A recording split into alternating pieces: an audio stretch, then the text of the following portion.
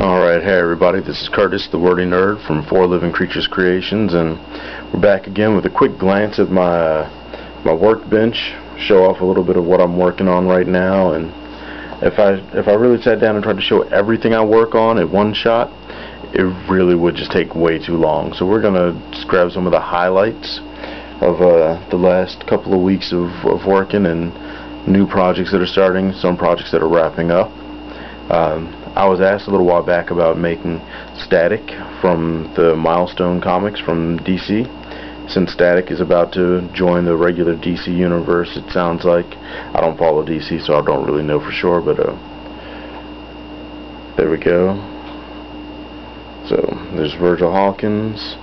He's not quite finished yet, but this is basically what we were working with, and everything was going good until there was an accident. And DC Direct figures are so fragile, so Static's arm here pops off, and while it just pops right back on again, and it poses just fine, it annoyed me enough that I felt that I needed to go ahead and bump it up. So instead of using a DC Direct figure, I mean, all the pants legs sculpted, the hoodie sculpted on, I don't know how good you can see that detail on the sleeves there, and the hood itself in the back.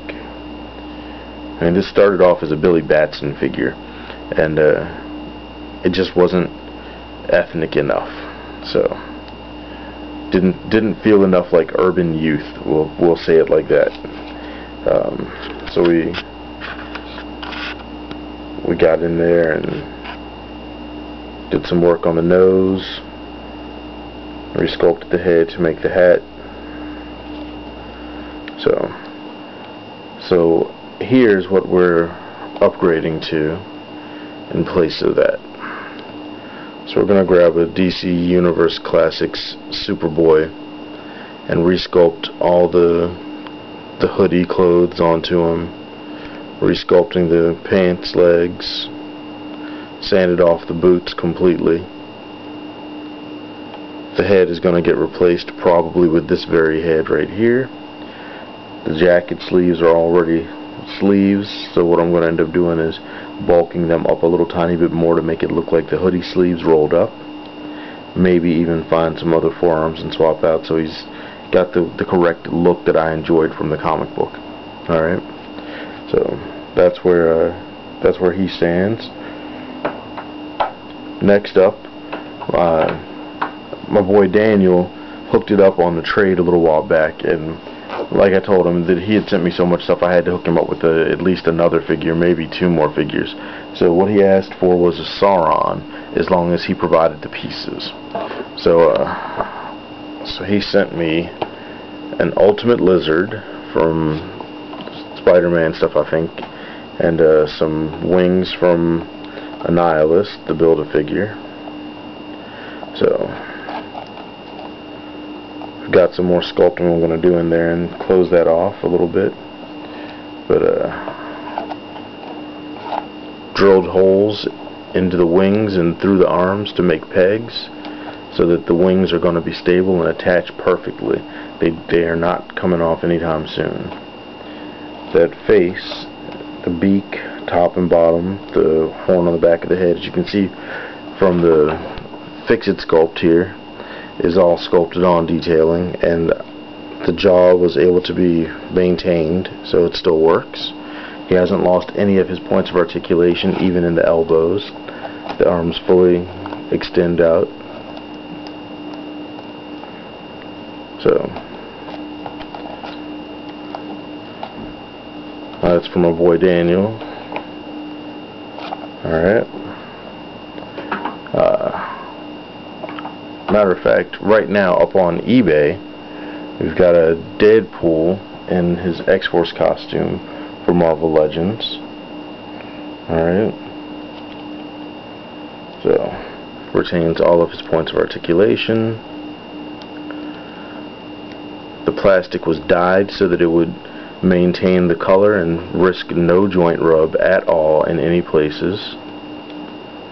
It's just the way it's made to be. Alright.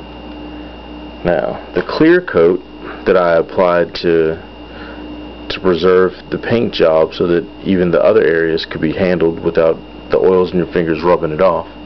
The clear coat reacted funny in a couple of spots, so it darkened up the colors, though the fade that it does actually to me looks kind of sweet, but who knows what everybody else is going to think about it. The knife is still removable in the boot, gun removed from the holster, and he's got a pile of other weapons. So he's even got the little ninja hoodie on the back there that everybody seems to like. So he's available, custom Marvel Legend Deadpool X-Force. Thought that was pretty sweet. And for my last piece that I'm going to share tonight, this is a labor of love. I started on this project while I had moved to California, and it just got backburnered. We had no choice. The workload over there was just too much for me to keep customizing, so I had to wait until I could get into a better situation. And while right now our situation is far from perfect, it is good enough that I'm able to get customizing again, and as you can see from all the work that I've got going on, I'm staying busy. So for next week's auctions, I'm working on Ultron. Alright, so Daniel there sent me a couple of heads from Ultrons from display bases, it looked like. I'm not really sure what the exact origin is, but so I took the stealth mode knight armor Iron Man. He's got some more sanding to do because we're going to get rid of the little disc on the chest, but aside from that, everything else looks about right.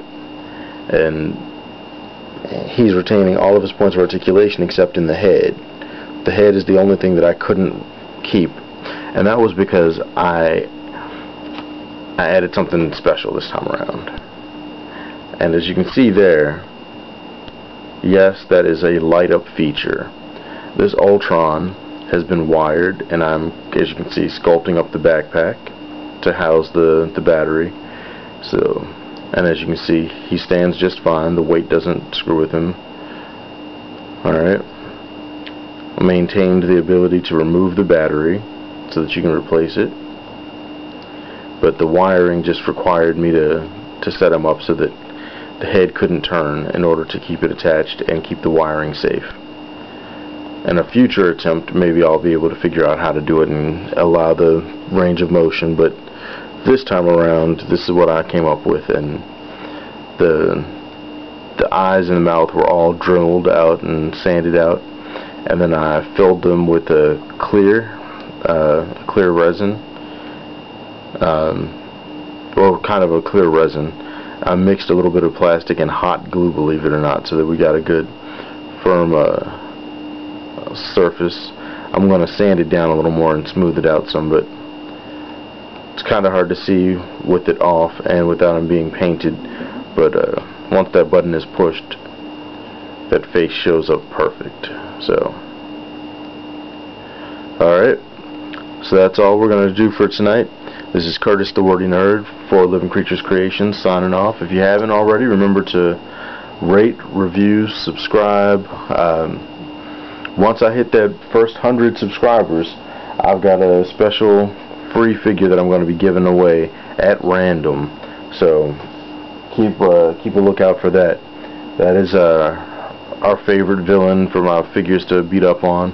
He's looking for a new home, so Lil Ray Ray will be going away to the next person or to somebody at random once I hit that first 100 subscriptions. So after that, I think I'm going to try and do something else, another figure every level of 100, and then once I get to that 500 and then the 1,000 marks, we're going to do something really, really sweet for those. So check back. Thanks again. Have a good one.